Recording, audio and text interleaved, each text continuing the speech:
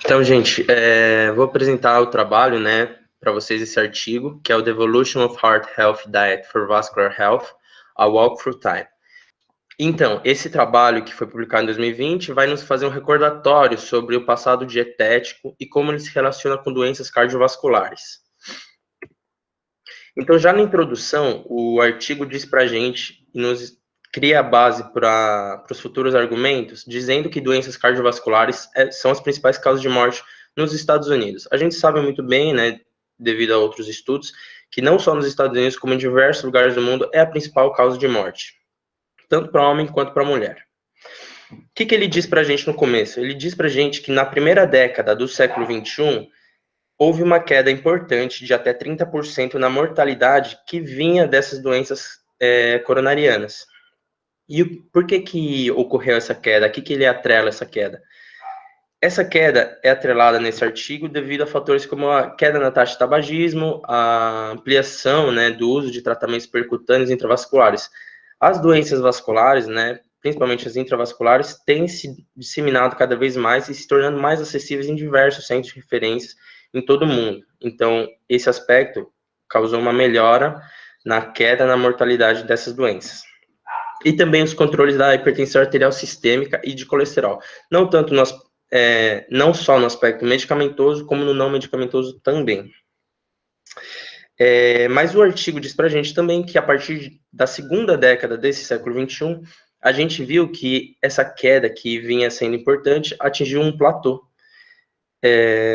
E faz a relação disso com uma dieta inadequada, que se junta com doenças coronarianas, diabetes mellitus, AVCs e cânceres.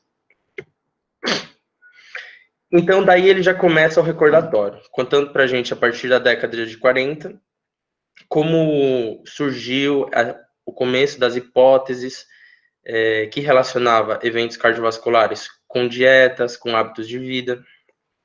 É importante ressaltar que esse artigo é bem imparcial, ele não toma partido de nenhum aspecto dietético, ele é expositivo e cumpre bem a sua função de nos basear com o passado a importância da dieta no presente. Vamos lá.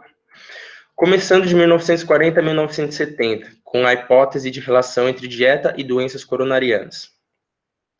Nessa década de 40, foi começada a levantar uma hipótese entre hábitos alimentares e eventos cardiovasculares.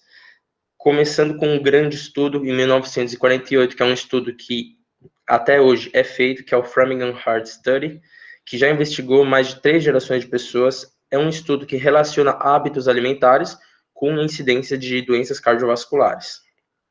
Esse Framingham Heart Study, junto com esse Seven Countries Study, que é um estudo que visou estudar hábitos alimentares não só nos Estados Unidos, como em outros países, como diz o próprio nome. Países como a Inglaterra, a antiga Iugoslávia, o Japão, Itália, Holanda e a Grécia foram investigados também para ver se outras etnias, outros hábitos, outras culturas, como elas se relacionavam com a incidência de doenças cardiovasculares. Esse estudo, realizado em 1957, junto com o Framingham Heart Study, criaram a base para essa hipótese que dizia que dieta está relacionada, sim, com a maior mortalidade em doenças cardiovasculares. Tanto que, em 1977, foi o primeiro aviso de um governo, né, do governo dos Estados Unidos, que relacionava doenças cardiovasculares, câncer, obesidade, AVC, com uma dieta inadequada, né? Naquela época, a dieta padrão americana era uma dieta rica em gorduras saturadas, como eu vou mostrar agora na imagem. Dieta rica em gorduras saturadas, coloquei uma banha de porco, manteiga, muito açúcar, muita gordura. Então, foi o primeiro aviso. Essa década de 40 a 70 foi muito importante, como mostra o artigo, para a gente ter uma base. Então, em 1980, começaram a surgir, já com essa base criada nas décadas passadas, começaram a surgir as guidelines, que orientavam as pessoas a respeito de certos alimentos que deveriam ser evitados, deveriam ser reduzidos. E então, em 1980, foi lançado uma guideline que tinha 7 aspectos, 7 pontos primordiais, sendo que o primeiro e o segundo ponto, eles meio que diziam a importância de uma dieta regrada, né, uma dieta um pouco mais restritiva. O terceiro aspecto dessas guidelines dos anos 80 orientava sobre a diversidade na ingesta alimentar, com a introdução de frutas, vegetais, grãos, cereais, leite, carnes e legumes. O quarto aspecto, encorajava os americanos a estar com peso adequado. Isso já era algo que vinha também sendo abordado nos outros anos, que relacionava a obesidade com essas doenças cardiovasculares. Então, era uma das metas dessas guidelines. Diminuir colesterol e gordura total, como eu tinha dito antes, com essas hipóteses criadas, a gente foi orientado as pessoas, principalmente os americanos, né, que é onde foi aplicado essas guidelines, a diminuir a ingesta de alimentos ricos em gorduras. E incentivava o consumo de carboidratos complexos no lugar do simples. E o último aspecto do guideline, incentivava a limitar o consumo de álcool e sódio, porque naquela época também já começava-se a fazer essa relação entre alta ingesta de sódio com hipertensão, a alta ingesta de álcool com obesidade, com hipertrigliceridemia. E aí, finalmente, a gente chegou ao 1990, anos de 1990, que já com uma base mais consolidada, apresentou novas recomendações aos americanos. Foi visto nesses anos de 90 que, apesar das recomendações dos anos 80, com as guidelines, ainda assim mantinha-se um aumento na incidência de eventos cardiovasculares. Então, como que foi feita novas recomendações aos americanos? Essas recomendações diziam para os americanos reduzirem o consumo em volume dos seus alimentos, reduzirem o consumo de gorduras, substituindo por alimentos ricos em carboidratos, e espalhar mais as suas alimentações, o chamado processo SnackWell. Eu vou falar mais para frente por que não deu certo esse processo chamado SnackWell. Foi também introduzido em 1992 a pirâmide alimentar, que por muito tempo foi usado como base para orientações dietéticas. Vamos lá. Por que não deu certo o processo de SnackWell? Os americanos, eles começaram a se alimentar mais vezes durante o dia, de maneira que eles queriam reduzir a ingesta de gordura, entretanto, eles faziam uma ingesta alta de carboidratos e de açúcares. Portanto, apesar das dicas, apesar dos guidelines, a gente vê que aqui no ano de 1990 para 2000 teve um aumento considerável na incidência tanto da obesidade como da diabetes. Isso se dá pelo alimento que os americanos consumiam no lugar dos alimentos passados. Então, foi meio que trocar 6 por meia dúzia. Ainda assim, houve um aumento nessas doenças, principalmente diabetes, eventos cardiovasculares e obesidade. Eu coloquei a pirâmide alimentar para a gente ver. Vocês verem que a base da pirâmide já falava sobre o consumo de carboidratos, né? Arroz, pão, massas, batatas. Ainda tinha a permissividade para alimentos com bastante açúcar, né? Você vê aqui sorvetes, óleos, gorduras. E no meio ali nem se dava tanta importância a alimentos como carnes, alimentos como legumes, verduras, estavam ali no meio da pirâmide, uma região que não se dava tanta atenção assim. Então a gente foi para os anos 2000, que foi um ano um pouco mais que foi se vendo, né, que apesar das recomendações passadas, não estava tendo um impacto legal na saúde do americano. Então, foram feitos diversos estudos onde foi mostrado que, apesar das recomendações passadas, não estava dando certo, o que pode estar acontecendo. Então, foi feita novas recomendações nesses anos 2000, com uma redução na ingesta de carboidratos, uma redução na ingesta da gordura, de maneira que, com estudos passados, já orientavam as pessoas a conseguir se alimentar de alimentos melhores e de padrões alimentares melhores. A questão de padrões alimentares já estava sendo um assunto muito importante naquela época, então esses anos 2000 foram importantes, sim, para a base que a gente tem hoje em dia, que é o que a gente usa hoje em dia. Eles introduziram, em 2011, o chamado MyPlate, que é esse aspecto que eu coloquei aqui, que visava não só... ele foi usado para substituir a pirâmide alimentar, e ele tem um aspecto melhor, porque ele é mais... orienta melhor as pessoas em questão de como deve ser feito o prato da pessoa. Dando ênfase em colocar no prato, na alimentação, vegetais, frutas, grãos e proteína, dando assim opções melhores para a formulação da alimentação diária do americano. Então, o que o artigo diz para a gente sobre o passado? Quais são os 3 principais pontos que o artigo aborda em relação ao passado? O que a gente pode tirar de lição? A primeira grande lição que a gente pode tirar é que a gente tem que ser muito específico em relação a orientações dietéticas. Como a gente viu, o processo SnackWell não deu certo, o MyPlate foi a pirâmide dietética foi substituída, então a gente tem que ser muito incisivo, muito certeiro, cirúrgico até, em questão de orientação dietética.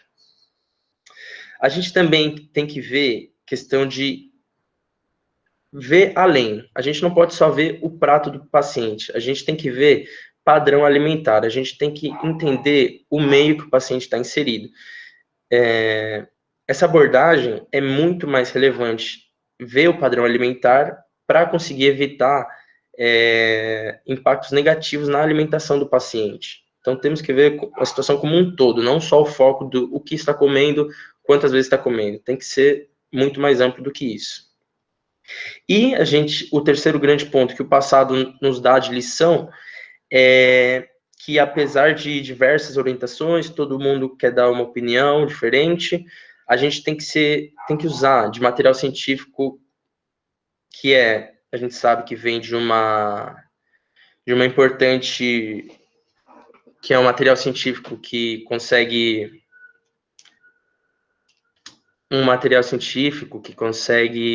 que seja relevante, certo? Que seja um material que a gente possa confiar para fazer essas orientações dietéticas. A gente não pode partir de um material que a gente não possa confiar direito.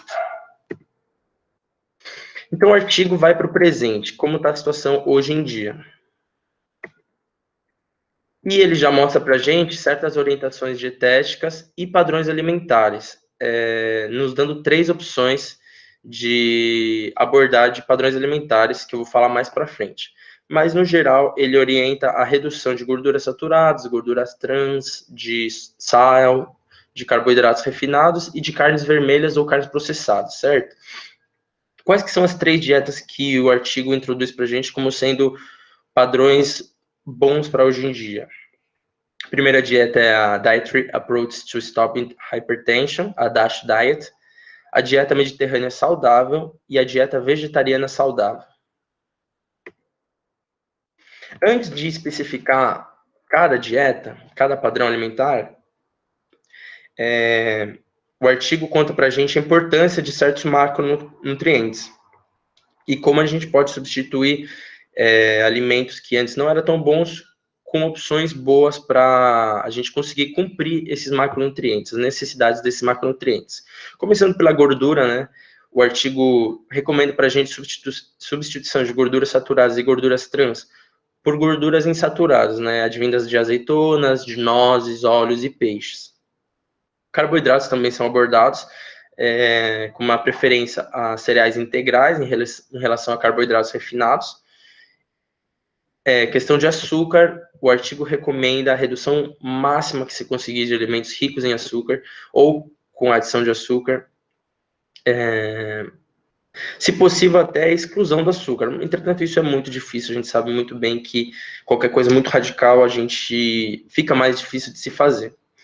E questão de proteínas, uma parte muito importante desse artigo, ele suporta que a teoria de origem animal está mais associada à mortalidade cardiovascular.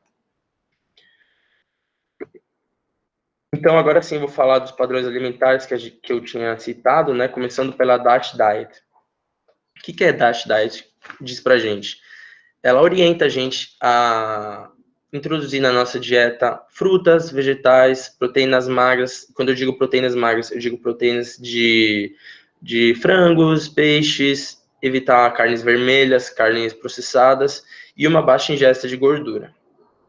Esse DASH Diet, ela dá uma ênfase em limitar o consumo de sódio para reduzir a pressão arterial. Como o próprio nome diz, ela visa reduzir a pressão arterial, tanto sistólica como diastólica, né? O LDL e, consequentemente, vai reduzir o risco cardiovascular.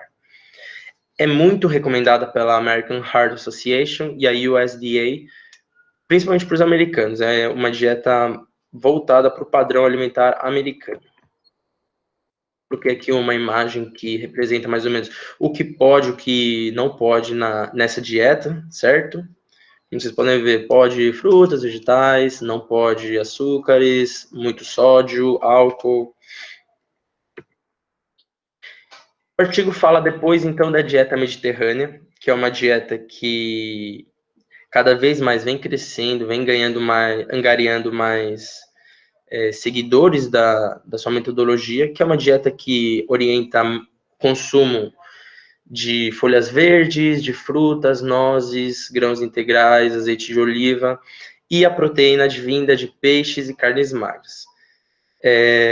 Essa dieta mediterrânea, como o próprio nome diz, vem da região do Mediterrâneo, é uma dieta que já vem, pode-se dizer que é uma dieta já consolidada, já que visa baixa ingesta de gordura e é uma dieta que já é comprovado que reduz a incidência de eventos cardiovasculares, assim como reduz o peso e o colesterol também.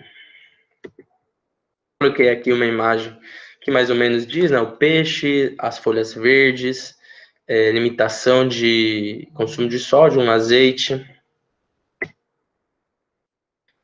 E, finalmente, a dieta vegetariana. Como eu disse no começo, esse é um trabalho que não toma partido, não diz que uma dieta é melhor que a outra, apenas nos apresenta cada uma. E já diz logo de cara que a dieta vegetariana, ela apresenta diversos tipos de abordagens, diversos tipos de como fazer a sua dieta vegetariana. Mas, no geral, diz que para a dieta vegetariana ter um sucesso, em controles de LDL, controles de colesterol, controles de pressão, de incidência de doenças cardiovasculares, tem que ser uma dieta que respeita tanto os macro quanto micronutrientes, porque de nada adianta fazer uma dieta vegetariana que não cumpra com as necessidades fisiológicas da pessoa. Tem que ser abordada de uma maneira mais complexa essa dieta vegetariana. Não pode se simplesmente dizer vou fazer uma dieta vegetariana. Tem que se entender como fazer uma dieta vegetariana também. Também nos dá certas orientações. O trabalho não se aprofunda muito em questão de como fazer a sua dieta, mas nos diz que a gente tem que respeitar as nossas necessidades nutricionais. Eu coloquei essa imagem que não está no artigo, só para a gente ter uma ideia que o grupo em si, o nosso grupo, ele já trabalha com diversos artigos, mas eu achei legal só para a gente recordar, né, que tem diversos tipos de dieta vegetariana, mas que no geral a gente tem que respeitar e sempre visar o que o nosso corpo precisa e colocar na nossa dieta. Então, questão de padrões alimentares, para finalizar essa parte de padrões alimentares, além disso, aquele processo do passado, aquele snack well que eu tinha falado antes, a American Heart Association tentou fazer uma nova revisão, por que não deu certo, e basicamente o que ele recomendou em 2017? Que o americano deve sim tomar o café da manhã, deve reduzir a ingesta alimentar nos períodos noturnos, que está associado com aumento de peso, né, com uma piora no sono, com alterações metabólicas. Então, a American Heart Association basicamente disse: a gente errou lá no passado em orientar certas coisas e que dessas novas orientações agora talvez as coisas melhorem. Tem uma frase que o artigo cita, que eu achei muito legal também colocar aqui, que é de Michael Pollan, que é um jornalista americano, que também é professor na Universidade de Berkeley, nos Estados Unidos. Diz, eat food, not too much, mostly plants. Que é basicamente a base que a gente tem hoje em dia. Que a gente tem que comer comida boa. Quando ele diz eat food, não diz qualquer coisa, e sim food, comida de verdade. Not too much, não comer tantas vezes como era recomendado antes. E comer mostly plants, basicamente falando que verduras, legumes têm muita da carga de nutrientes necessários que a gente precisa no nosso dia a dia. Finalmente, o artigo dá uma pincelada sobre o futuro, sobre dietas que estão emergindo. Não se aprofunda em nenhuma dessas dietas, mas nos apresenta basicamente o básico, né? Um dos pilares dessa dieta, como a dieta ketogênica, a dieta paleolítica e a dieta intermitente. A dieta ketogênica, que diz sobre alto consumo de gorduras e proteínas, com restrição de carboidratos. A paleolítica, que, como o próprio nome diz, né, nos remete a dietas muito antigas, que incentiva o consumo de carnes magras, vegetais, frutas, raízes, ovos e nozes, restringe o uso de alimentos processados, ultraprocessados, e também nos apresenta a dieta intermitente, que é uma dieta que, dessas três, é a que apresenta mais estudos, mas que basicamente se diz que a gente deve se alimentar com uma restrição de horários, com curtos períodos de alimentação, podendo fazer uma dieta intermitente de 12 horas, onde a pessoa não se alimenta, né, por 12 horas, 24 horas, 48 horas. Mas, bom, o artigo nos diz que essas três dietas, apesar de estarem crescendo, né, e estarem ganhando adeptos, nenhuma delas apresenta fortes evidências de terem grande impacto na saúde das pessoas. Podem vir a ter, são as mais interessantes para um futuro, mas ainda assim não tem uma base científica consolidada, não tem comprovadamente sua efetividade feita. O que o artigo nos diz, então, de por que a gente falha em orientar a dieta nas pessoas? Realmente a gente que está demorando para conseguir fazer uma dieta efetiva, para entender o meio das pessoas? Então, o artigo nos diz 3 principais aspectos que causam esse erro na orientação, né? Sendo, primeiro, a não aderência estrita à dieta. Realmente, hoje em dia é muito difícil uma pessoa fazer só um tipo de dieta. Tem pessoas que fazem dieta, por exemplo, mediterrânea numa semana, fazem dieta vegetariana 2 semanas. Então, não tem, assim, um padrão certo. Mais um mosaico de dietas que a gente faz no nosso dia a dia. Por isso que talvez não tenha a efetividade que tanto se dizem. Outro aspecto que o trabalho diz é viés de informação. Como eu disse para vocês, quais são as lições que a gente aprendeu no passado? Uma das lições era que a gente, para orientar outras pessoas, tem que ter uma comprovação científica de que realmente funciona esse tipo de dieta. E o terceiro aspecto é a influência comportamental e social. Hoje em dia, com dietas muito acessíveis para muitas pessoas, a gente pode fazer uma dieta que no passado, talvez 100 anos atrás, a gente jamais iria poder fazer uma dieta vegetariana com tantas opções como a gente tem hoje em dia. Hoje em dia, com o processo de globalização também, a gente consegue ir de um país para outro sem precisar realmente viajar. A questão de alimentação, a gente pode comer comidas vindas do Japão, pode vir comidas mediterrâneas, tudo num passar de um dia. Então, realmente, essas influências com o passar do tempo, com a maior acessibilidade, é muito difícil manter uma dieta restrita, uma dieta certinha, como diz, só uma dieta mediterrânea, só uma DASH diet, ou só uma dieta vegetariana.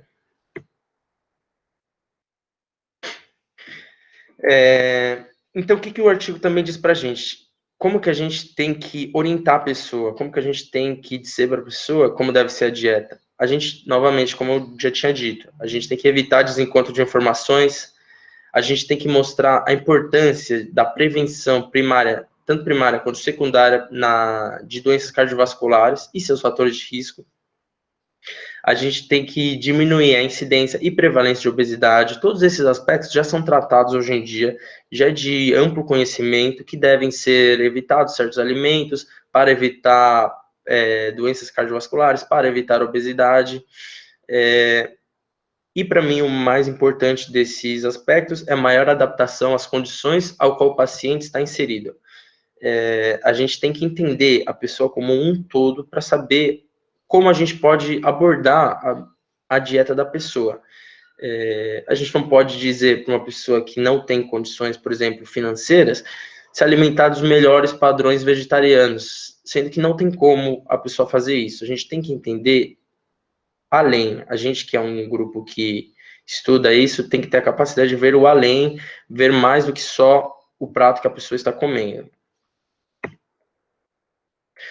Já terminando quase o trabalho, coloquei essa imagem aqui, que é mais ou menos o recordatório, né, de tudo que eu falei a partir dos anos 40, com o levantamento de hipóteses da dieta e padrões alimentares com eventos cardiovasculares, do Snackwell Phenomenon nos anos 80, a introdução da pirâmide alimentar, do MyPlate, as novas orientações dietéticas e as 3 principais que são recomendadas, a mediterrânea, a vegetariana e a DASH Diet. E, finalmente, o artigo conclui nos recordando novamente do passado e no que o passado acertou, né? Redução de ingesta de gorduras, o que o passado nos diz também que carboidratos refinados, que muitas alimentações no dia não são efetivas. O artigo novamente nos lembra dos macronutrientes que a gente deve respeitar para a nossa dieta e como fazê-la. Nos recorda das 3 dietas que são as principais, a DASH, a mediterrânea e a vegetariana, e pincela sobre o futuro as novas dietas que são as dietas emergentes, que ainda precisam de um suporte científico maior. Então é isso, gente. Muito obrigado, viu? Espero que vocês tenham gostado. Eu gostei bastante de fazer. E é isso. Obrigado. Quero te parabenizar pela didáctica, né, pelo teu interesse, dedicação nesse trabalho, tá? Eu queria fazer algunos comentários, até anotei aqui. Primero punto que quería señalar para todos, ¿no?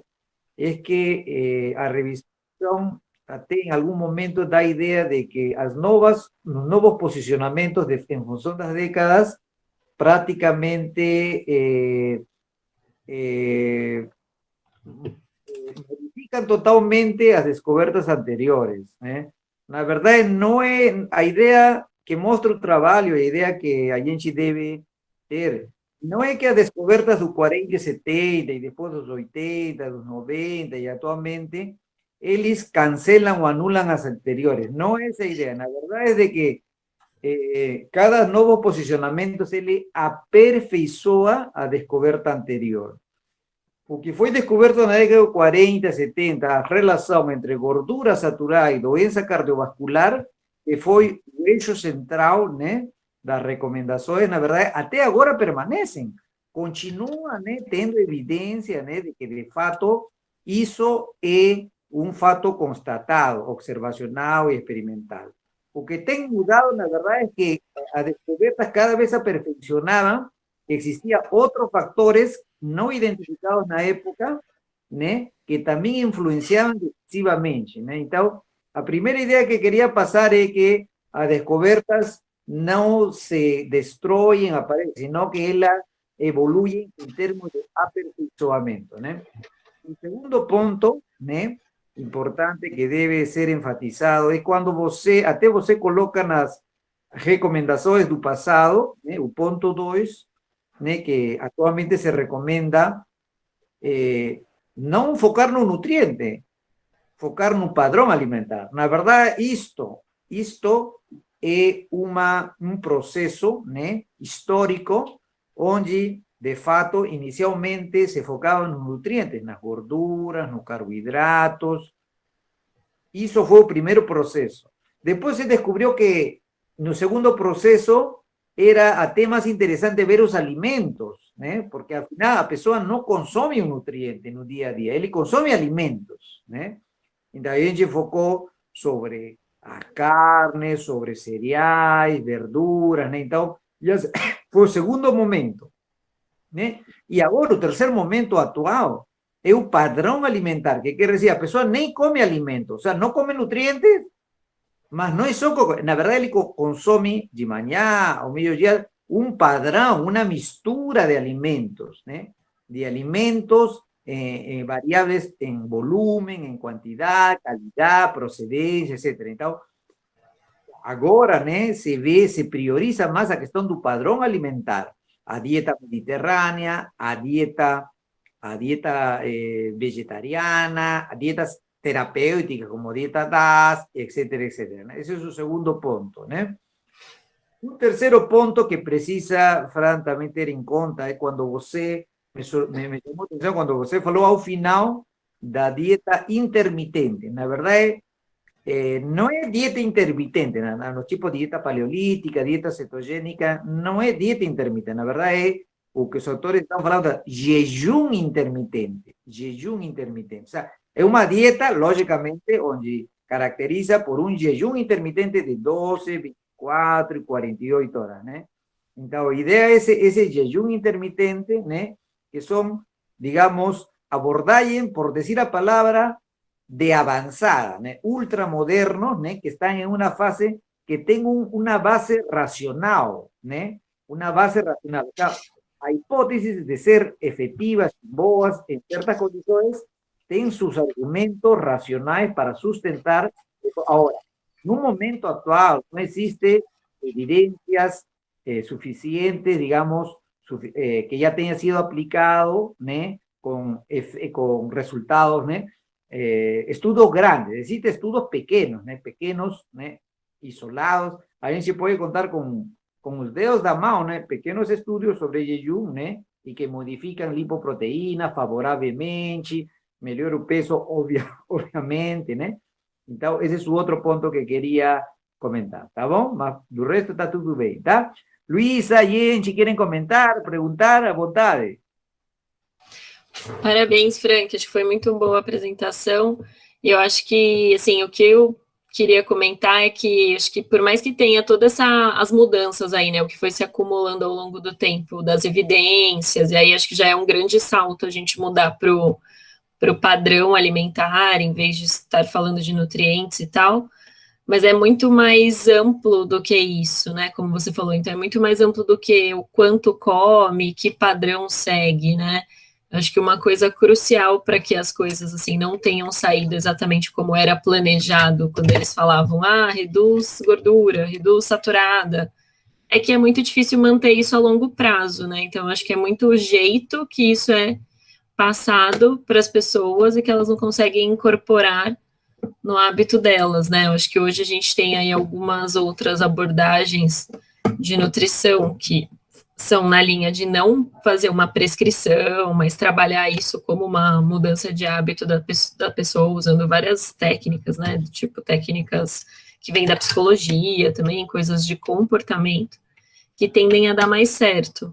E eu até acho que, assim, dentre todos os padrões, a dieta vegetariana ela ainda tem uma vantagem com esses outros, porque é como pela exclusão que a pessoa vai fazer de alimentos de origem animal, que muito provavelmente ela está fazendo, assim, a principal parte, né, a maior parte das pessoas faz por alguma questão filosófica e tal, então ela realmente não vai quebrar aquilo, né, a gente já leu aqui também artigos que falam o quanto quebra, o quanto deu uma escapada e comeu algum alimento, mas tem essa filosofia por trás, né, então tem algo maior, e que aí é mais fácil que a pessoa siga ali, né, e sem mudar, não vai ficar trocando tanto o padrão de dieta, acho que já é uma vantagem em relação a isso, porque dieta, de forma geral, a gente tende com que as pessoas comecem a fazer com uma intensidade, muda, para de fazer, e aí eu acho que esse, sim, é um grande responsável, assim, é não considerar esse todo que está em torno da alimentação das pessoas.